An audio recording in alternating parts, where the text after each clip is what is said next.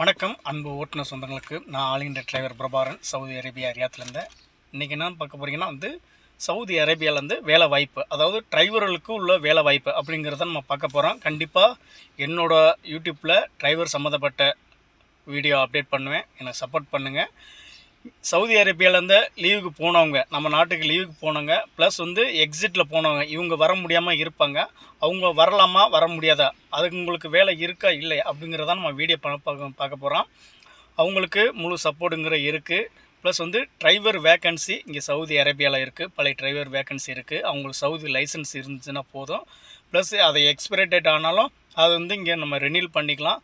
அப்படிங்கிறதுமா video பண்ண போகிறோம். மறக்காமல் நம்ம பேட்சை ஃபாலோ பண்ணுங்கள், லைக் பண்ணுங்கள், கமெண்ட் பண்ணுங்கள்.